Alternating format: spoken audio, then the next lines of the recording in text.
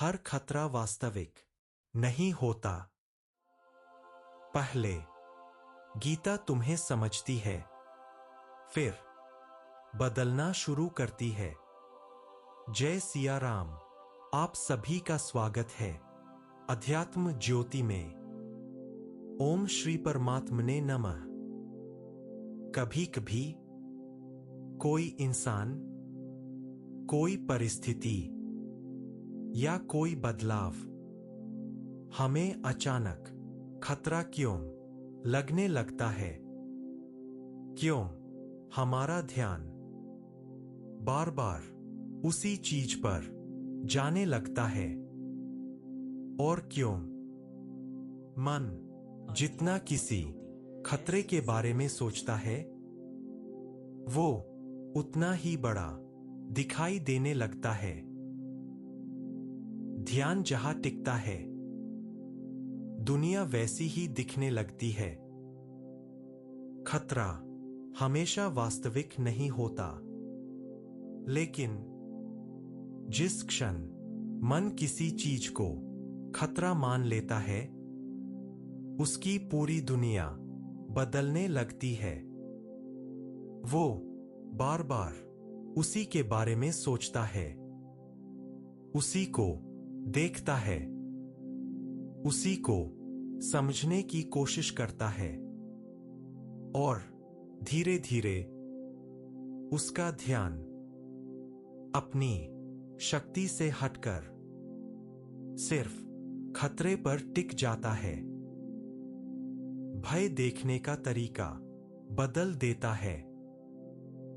महाभारत में सिर्फ अर्जुन ही संघर्ष में नहीं था, दुर्योधन भी एक मन था। ऐसा मन जो सामने की शक्ति को देखकर सतर्क हो गया। युद्ध अभी शुरू नहीं हुआ था, लेकिन उसके मन ने स्थिति का अर्थ निकालना शुरू कर दिया था। क्योंकि जब मन किसी चीज को खतरा मान लेता है, तो वो वास्तविकता नहीं, संभावित खतरे को देखने लगता है। और फिर युद्ध भूमि पर एक दृश्य प्रकट हुआ। दृष्ट्वा तु पांडवानीकं व्यूढ़न दुर्योधनस्तदा आचार्यमुपसंगमे राजा वचनमब्रवीत। दो पांडवों की सेना को युद्ध के लिए व्यवस्थित देखकर राजा दुर्योधन अपने आचार्य द्रोण के पास गया और उनसे बात करने लगा। बस इतना ही। लेकिन कई बार इंसान का मन यहीं से अपनी कहानी शुरू करता है। खतरा बाहर नहीं, उसका अर्थ भीतर जन्म लेता है। दुर्योधन ने क्या देखा? एक व्यवस्थित सेना, लेकिन उसने सिर्फ सेना नहीं देखी, उसने एक संभावित खतरा देखा।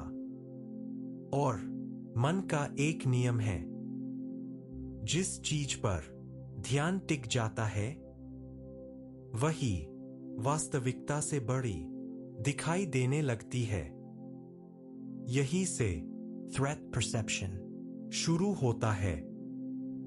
फिर इंसान हर बात में खतरा खोजने लगता है, हर बदलाव से डरने लगता है।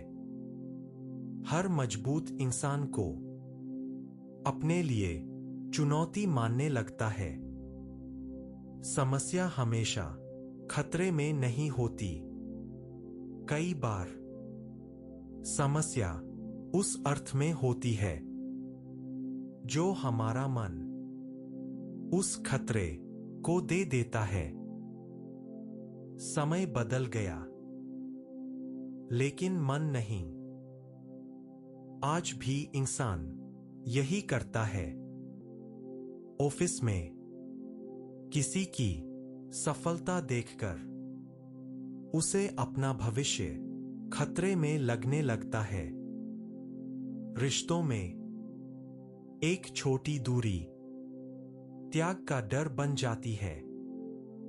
सोशल मीडिया पर दूसरों की उपलब्धियां अपनी असफलता जैसी लगने लगती है। स्थिति वही रहती है, लेकिन मन उसे खतरे की तरह देखना शुरू कर देता है। समय बदल गया है, लेकिन इंसान का मन आज भी वैसा ही है। युद्ध अभी शुरू नहीं हुआ था, लेकिन मन बदल चुका था। दुर्योधन ने सेना देखी, लेकिन युद्ध अभी शुरू नहीं हुआ था। सबसे पहले उसके मन ने तय किया कि सामने क्या है, और शायद इंसान का सबसे बड़ा संघर्ष दुनिया से नहीं, उस अर्थ से होता है जो उसका मन दुनिया को देता है। लेकिन अब दुर्योधन सिर्फ खतरा महसूस नहीं करेगा।